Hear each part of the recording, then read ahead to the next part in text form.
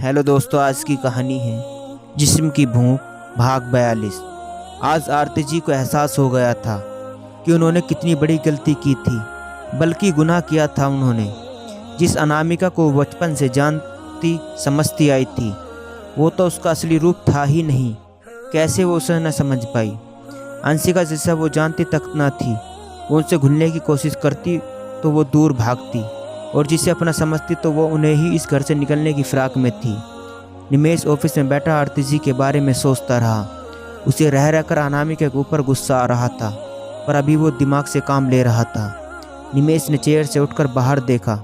उसके दिमाग में बस यही चल रहा था, किसी तरह अंशिका को हासिल करना है, दोबारा उसके बाद अनामिका को बर्बाद करना था, ताकि वो या उसके बाप उसके पीछे न पड़ सके। अपना बच्चा लेकर वो सीधा कनाडा जाने का प्लान बना चुका था। आरती जी के लिए उसने पहले ही सोच लिया था कि कुछ दिन उन्हें वृद्ध आश्रम में रखेगा, उसके बाद उन्हें लेकर भी चला जाएगा। ये सब करने के लिए उसे बहुत सारे पैसों की ज़रूरत थी। वो अब तक काफ़ी पैसे इकट्ठा कर चुका था। कंपनी को हर तरह के नुकसान पहुंचाने की कोशिश भी कर रहा था, और यहाँ के एम्प्लॉयज़ बहुत ही ईमानदार थे, इसलिए उसने सोच लिया था कि वो इसमें बदलाव करेगा। अनामिका कमरे में बैठी ललिता जी से बात कर रही थी। वो उसे टिप्स बता रहे थे कि किस तरह से निमेश को कब्जे में लेकर उस पूरे घर पर अपना राज चलाना है।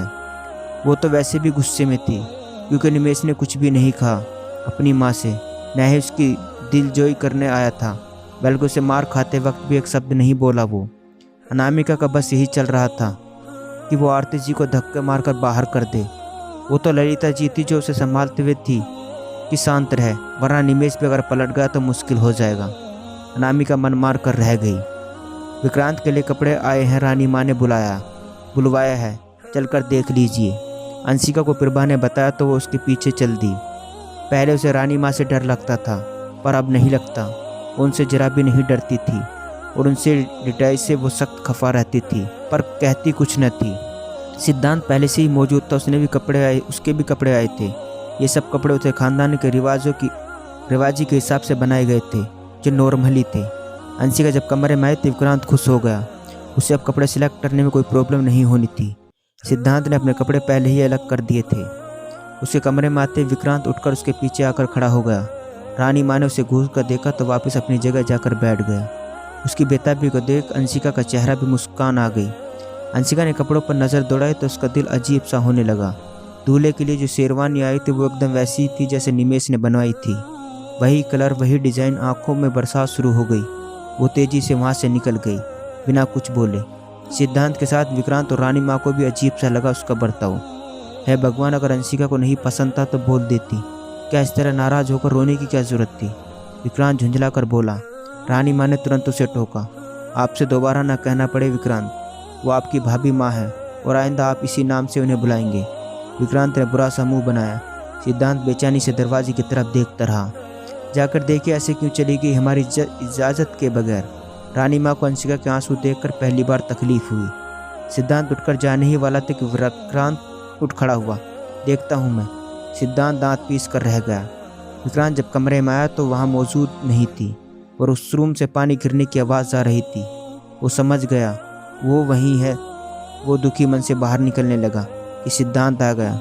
उसे घूरते हुए वो अंदर आया। थोड़ी देर सोफे पर बैठा वो उसके बाहर निकलने का वेट करता रहा। जो बाहर आई तो हिम्मत ही नहीं हुई उससे पूछे। टॉवल से अपना चेहरा पोंछते सिद्धांत से नज़र चुराने लगी। वो उसे इग्नोर करने की कोशिश करने लगी। उसे पता था वो उससे ज़रूर पूछेगा। माँ ने पूछा, तुम बिना इजाज़त के क्यों चली आई, और इस तरह रोने की वजह क्या है भला। सिद्धांत के नरम लहजे ने उसकी आंखें दोबारा गीली कर दी। भारी इतनी ही बोल पाई, please leave me alone now please. Siddhant ने एक लंबी सांस ली और बाहर निकल गया। बाहर आकर भी वो बेसुकून ही रहा। अंशिका के आंसू अपने दिल पर गिरते महसूस हो रहे थे। विक्रांत भी टहलता हुआ मिला। उसने उसे बुलाया। जाओ देखो, तुमसे कुछ कहना है शायद उसे। उसने जानबूझकर विक्रांत को अंदर भेजा। जानता था वो कुछ ही देर में उसे मना लेगा। वह भी कुछ ऐसा। कुछ देर बाद अंशिका के हंसने की आवाज़ आने लगी, जिससे उसके दिल को ठंडक मिली। रात को जब वो आया तो अंशिका से बिना बात के लेट गया। अंशिका निमेश के बारे में सोचती रही। पूछेंगे नहीं कि बिना इजाज़त इस तरह क्यों चली आई मैं। अंशिका ने करवट बदल कर चेहरा उसकी तरफ कर लिया। पूछा तो था पर बताया नहीं तुमने। सिद्धांत उसके चेहरे को देखते हुए बोला। हाँ तब नहीं बताया, पर दोबारा ही पूछना था ना। अंशिका की बात पर वो मुस्कुरा दिया। तुमसे दोबारा पूछने पूछकर रुलाना नहीं चाहता था मैं। अंशिका कुछ चिढ़ गई। इतने शरीफ तो नहीं दिखते आप, बता दो फिर क्यों चली आई वहाँ से।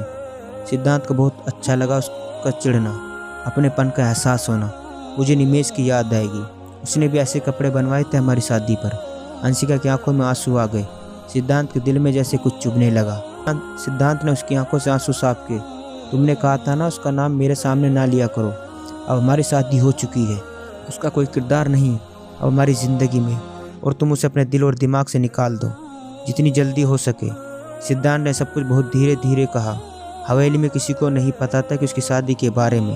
वो नहीं चाहता था सब जाने। मैं नहीं करना चाहती थी, मैं ही सोचना चाहती हूँ, फिर भी उसे भूलना बहुत मुश्किल है मेरे लिए, अंशिका ने भर्राई हुई आवाज़ में कहा। सिद्धांत के दिल में कुछ टूटता हुआ सा महसूस हुआ। कैसे उसे बताए उसे तकलीफ होती है उसके मुंह से किसी और का नाम सुनकर। फिर भी मैं पूरी कोशिश कर रही हूँ उसे भूल जाऊँ। अंशिका को एहसास था कि सिद्धांत को कितना बुरा लगा होगा ये सब सुनकर। वो भी उसकी तरफ बढ़ना चाहती थी, पर पूरी ईमानदारी से, और इसलिए वो उससे दूरी बनाए हुए चल रही थी। सिद्धांत उसकी बात सुनकर हल्का महसूस करने लगा। कम से कम वो कोशिश तो कर रही थी।